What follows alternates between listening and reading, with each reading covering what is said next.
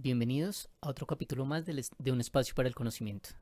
El día de hoy vamos a hacer la segunda clase del curso Control Lineal e Introducción a la No Linealidad. Hoy veremos modelado de sistemas mecánicos. La sesión se dividirá en hoy, que vamos a ver sistemas mecánicos. Las otras secciones vamos a ver sistemas eléctricos, térmicos, hidráulicos, conversión entre sistemas y linealización aproximada. Esto solamente para recordar el modelado de sistemas, que es importantísimo para poder controlarlos. El primer paso para el control de sistemas es modelarlo correctamente.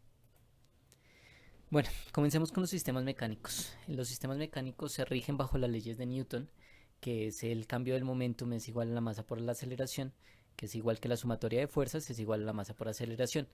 Acá lo único que ustedes deben tener en cuenta son suma de vectores, no hay de otra. Ustedes tienen unas fuerzas que van en una dirección, otras fuerzas que van en otra dirección. Si tienen tercera dimensión, si están en un sistemas de coordenadas en tres dimensiones, pues lo mismo. Como hay una dimensión adicional, ustedes tienen que tener en cuenta tanto I, J y K en la suma vectorial.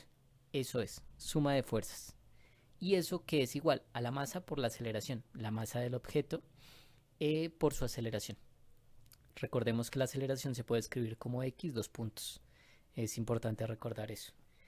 También deben tener en cuenta que los objetos, que las geometrías de los objetos se puedan valer como puntos. O sea, toda la física del objeto se pueda representar por medio de sus coordenadas puntuales. ¿Por qué? Porque todo esto de suma de fuerzas, es un equivalente a sumarlas bajo un solo punto. Si consideramos todo el objeto como tal, ya pues las ecuaciones cambian un poco, no mucho, pero cambian un poco. Bueno, acá estamos en los sistemas rotacionales. Los sistemas rotacionales simplemente es un cambio de coordenadas de las coordenadas que teníamos acá. Acá estamos trabajando en coordenadas cartesianas, acá simplemente eh, trabajamos en coordenadas esféricas o rotacionales. No hay lío con eso, simplemente si ustedes tienen un sistema de coordenadas, simplemente lo representan en el otro sistema de coordenadas. Pero acá, a diferencia de las fuerzas, acá lo que vamos a sumar son sumatoria de momentos. Entonces, la sumatoria de momentos total es lo que la sumatoria de momentos total es la que nos va a dar las ecuaciones necesarias para poder modelar nuestro sistema. Bueno, listo. ¿Qué tenemos en sistemas mecánicos? Las ecuaciones clave son estas como tal. La fricción, las fricciones siempre son proporcionales a las velocidades, por consiguiente las fuerzas friccionales en las coordenadas cartesianas son b, que es una constante, por x, que es pues la velocidad. En las rotacionales es b, que es igual a una constante, por teta punto, que teta punto es una velocidad angular como tal. Para que pues las fuerzas den, nosotros simplemente tenemos que eh, verificar qué es lo que le hace falta. Acá tenemos una velocidad que es masa sobre segundo. Entonces, si tenemos masa sobre segundo, ¿qué nos falta para que sea una fuerza? Pues nos falta newton por segundo sobre metro. Eh, entonces, con eso, nosotros completamos, nosotros sabemos qué unidades estamos trabajando. Y así lo mismo para cualquier sistema de coordenadas que estemos manejando. Bueno, listo. Por ejemplo, acá en el K también tenemos que tener en cuenta estas fuerzas, que son las fuerzas de resorte. Tenemos resortes lineales, que es el que ya sabemos normalmente, que es K por la diferencia de X. Y tenemos los resortes rotacionales. Resorte rotacional funciona igual, es K, pero ya no es por la diferencia de X, sino por la diferencia de teta, la diferencia del ángulo eh, que estemos manejando.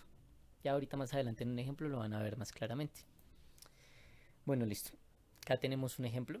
Ya con lo anterior es las cosas básicas. Con eso ustedes ya se pueden defender. En, Al menos en este tipo de sistemas. Acá nosotros la fricción lo vamos a representar por medio de este amortiguador. Entonces, tenemos dos masas, tenemos una entrada, que es F o muchas veces lo llaman U también, tenemos B1 y tenemos B2. Estos amortiguadores actúan distinto a la fricción como tal, porque muchos se confunden diciendo que este B2 solo actúa sobre M2 porque es la fricción, entonces que siempre actúa negativo. No, porque es un amortiguador.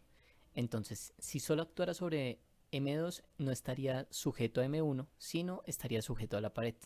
Por ende, este debe actuar en los dos. Y por Newton, nosotros sabemos que acción-reacción, si este está afectando el movimiento de este, pues está haciendo que este se mueva un poco más rápido o le está aportando al movimiento de este.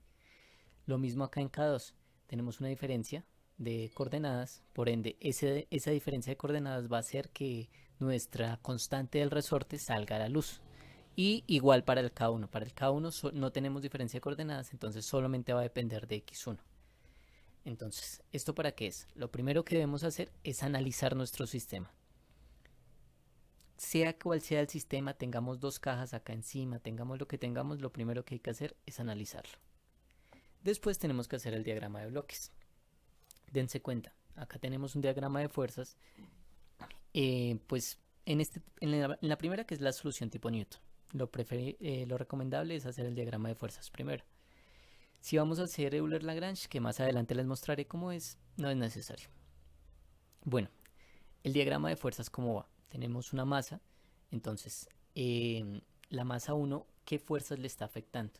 Pues le está afectando este resorte, le está afectando este amortiguador, este otro amortiguador y este otro resorte. Listo. Este resorte pues tiene una fórmula que es K1x1. Este amortiguador es proporcional a la velocidad, solamente depende de x1. Este otro resorte pues es la diferencia de x2 menos x1. ¿Por qué? Porque estamos acá. Entonces esta diferencia entre esta coordenada y esta coordenada va a dar cuánto se estiró el resorte. Véanlo así. Estas coordenadas x2 y x1 no son locales, son generales, o sea, tienen un plano de referencia en común. Por consiguiente, este x1 va desde una pared hasta el centro de masa 1 y este x2 va desde la pared hasta el centro de masa 2, si lo quieren ver así. Por consiguiente, este resorte en total, ¿cuánto se estiraría? Pues esta pared hasta acá, x2. Esta pared hasta acá, x1. La diferencia entre esos dos es lo que se elonga o estira el resorte. Entonces acá simplemente lo representamos por x2 menos x1. Ahora, la fuerza de B2, igual. Tenemos el amortiguador es proporcional a la velocidad. Como es proporcional a la velocidad, tenemos dos velocidades, una velocidad en x2 y otra velocidad en x1. Por consiguiente, la diferencia entre las dos velocidades nos va a dar la fuerza pues, del amortiguador. En este caso, los amortiguadores siempre van negativos contrarios pues, al que está más adelantado. Y si son dos concatenados, pues va a aportar en este. Entonces él técnicamente lo va a empujar hacia ese lado. Por ende, acá este FB2 es positivo, simplemente porque le va a empujar hacia ese lado. Pero este mismo FB2, en el bloque 2, lo representamos negativo, porque iría en contra del movimiento de M2. Listo. El bloque 2 es el complemento. Por consiguiente tenemos que el bloque 2, la fuerza del resorte simplemente es la contraria, es el signo contrario al del bloque 1. Y pues acá tenemos nuestra entrada. La entrada solo va a afectar al bloque 2. Listo. Ahora, acá simplemente hacemos una sumatoria normal. Tenemos una fuerza negativa acá, la ponemos negativa. Tenemos una fuerza negativa acá, la ponemos negativa. Tenemos una fuerza positiva acá, la ponemos positiva. Tenemos una fuerza positiva acá, la ponemos positiva. Y por Newton, igualamos todo a la masa por la aceleración. Y la aceleración, pues simplemente es la coordenada x1, 2 puntos. Fin. Listo. En el bloque 2, igual, sumamos las fuerzas. Tenemos una fuerza negativa, otra fuerza negativa y una fuerza positiva, que es la entrada. Y esto lo igualamos a la masa por la aceleración del bloque 2. Listo. Ahora, Así de sencillo es solucionar las ecuaciones de la forma de Newton, pero hay que tener en cuenta que cuando tenemos muchos vectores o tenemos energía, tenemos un sistema un poco más complejo, ponernos a hacer todo este tipo de ecuaciones eh, puede llegar a resultar un poco tedioso, porque el tratamiento de las ecuaciones se puede alargar demasiado. Es por eso que el formalismo de Euler-Lagrange lo que hace es simplificarnos los cálculos, porque vamos a llegar a la misma solución.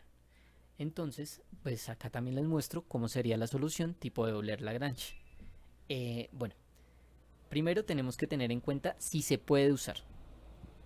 Para usarlo, pues acá lo que se dice pues en la diapositiva, tenemos que tener en cuenta si la geometría se puede representar mediante un solo punto. Eh, pues obviamente la solución tipo de Euler-Lagrange lo que coge son miles de puntos de un sistema y mediante esos miles de puntos de un sistema entonces tenemos el movimiento total del sistema. Pero como nosotros estamos conservando, haciendo bloques grandes como si fueran un solo punto, tenemos que verificar si ese tipo de aproximaciones sí son válidas. Segundo, este es más importante, o sea, este para las ecuaciones, muchos dicen sí, la fuerza friccional actúa de esa forma, pero este no es importante para eso, este es importante para cuando se hagan proyectos reales, la segunda verificación. ¿Por qué? Porque cuando ustedes hacen ese tipo de aproximaciones de que las fuerzas friccionales no son conservativas y no siguen la disipación tipo Rayleigh, entonces tenemos problemas en la realidad. Es cuando no funciona y aunque están las ecuaciones y en simulación funciona, en la vida real no. Y es por esto. Tenemos que tener en cuenta que la fuerza friccional sea proporcional a la derivada de la velocidad respecto a la coordenada. Eh, en todo lo que va del curso vamos a decir que siempre son disipaciones tipo Rayleigh a tal punto de que no vamos a demostrar de que sí o sí no son. Simplemente tenemos una fuerza friccional y de hecho muchas veces no se dan los datos suficientes para decir si sí o si no. Entonces simplemente dan la fuerza friccional y decimos que sí. Bueno, lo otro, tengan cuidado con las ecuaciones de ligadura. ¿Qué son las ecuaciones de ligadura? Son las ecuaciones que limitan los grados de libertad. Para este punto, sí recomiendo hacer ejercicios, pues más adelante voy a dejar uno que les puede funcionar para todo lo de la mecánica analítica, para poderlo aplicar a este tipo de problemas. Listo. Y por último, que las coordenadas no dependan explícitamente del tiempo, porque si no, pues sí se puede utilizar el formalismo tipo de Euler-Lagrange, pero hay que hacerle modificaciones. Acá voy a presentar el formalismo básico. Bueno, las ecuaciones. Tenemos el lagrangiano. Recordemos que el lagrangiano es la energía cinética menos la energía potencial. Fin. Y la ecuación básica sin fricciones nos dice que es sin fricciones ni fuerzas externas. Nos dice que es la derivada del tiempo del lagrangiano respecto a cada una de las coordenadas es igual a la derivada del lagrangiano respecto a las coordenadas pero sin primar. O sea, estas son las velocidades y estas no son las velocidades, estas simplemente son x, y, z, coordenadas normales. Si hay fuerzas friccional, ¿cómo varía? Simplemente tenemos que restar, pasar esto a restar y igualamos toda la ecuación a las fuerzas externas y más las fuerzas friccionales. En eso varía. Bueno, solución del ejemplo. Para solucionar el ejemplo es muy fácil. Tenemos el primer bloque, la energía cinética del primer bloque es un medio de la masa por la velocidad al cuadrado.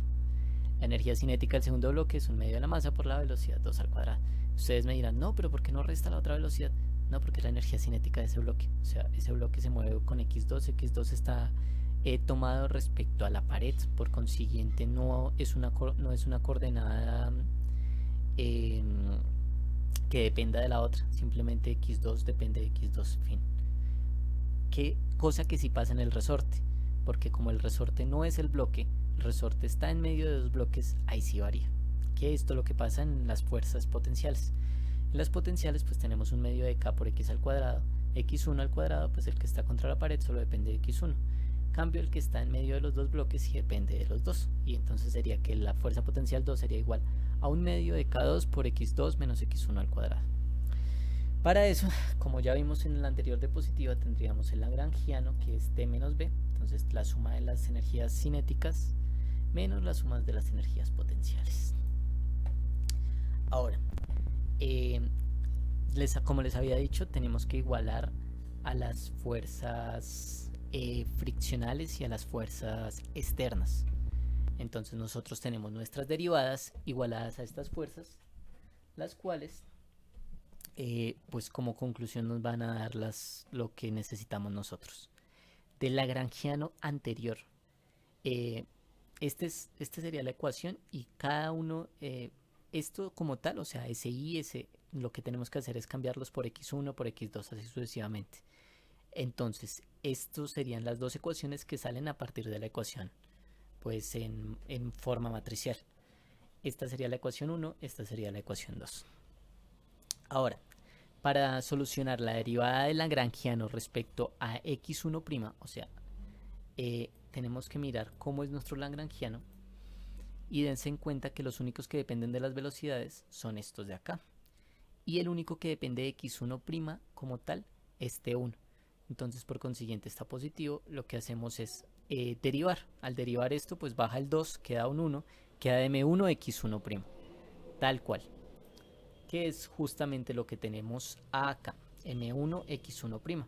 Si nosotros vamos a hacer dl de x2 es la misma cosa, por eso nos queda m2 x2'.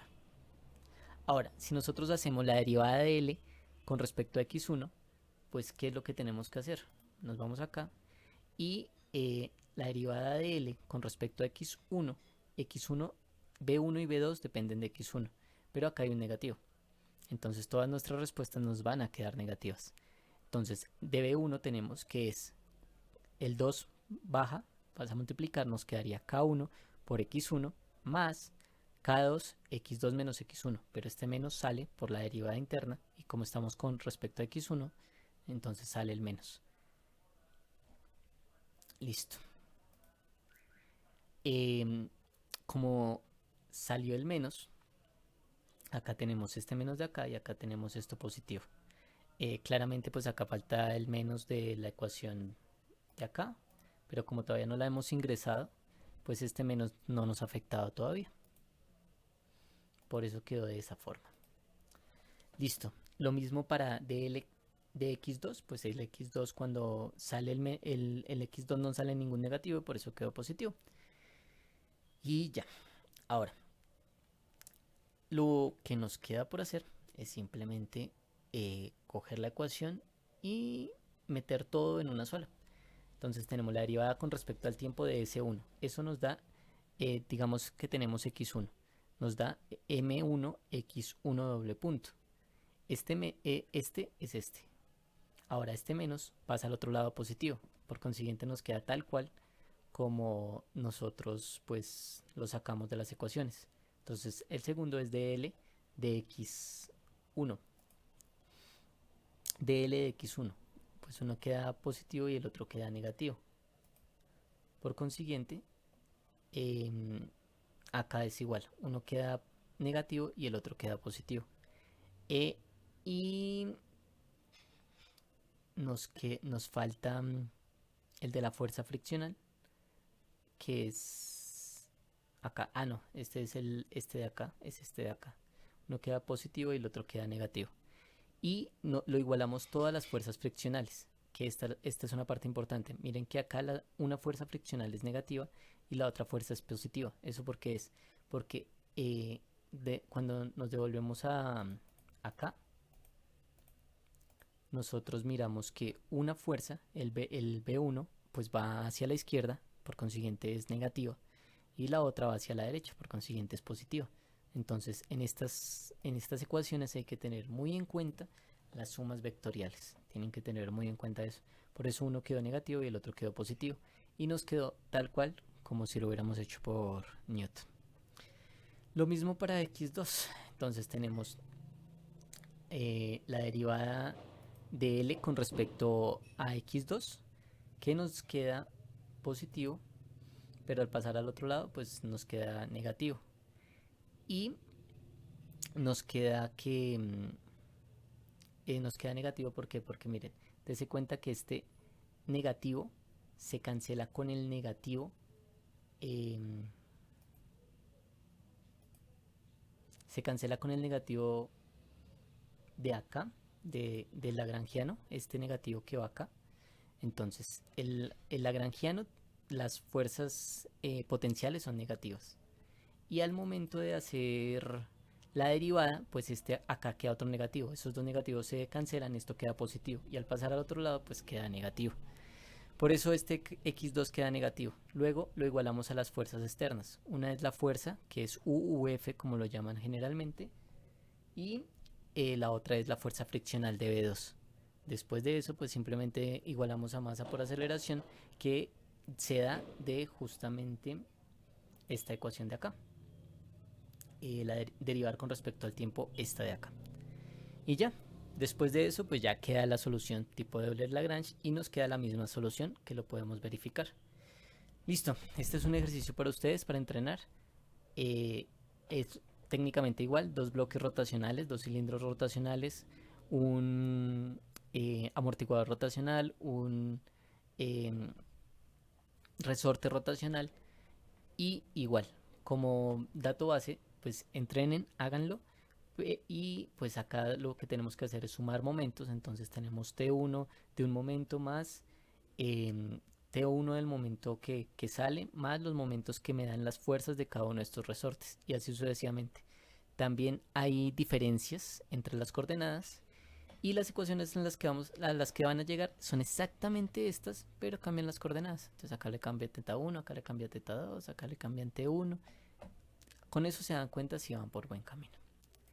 Bueno, listo. Y este es nuestro próximo paso, sistemas eléctricos. Vamos a dar un pequeño repaso de circuitos. Bueno, entonces hasta el próximo video. Gracias.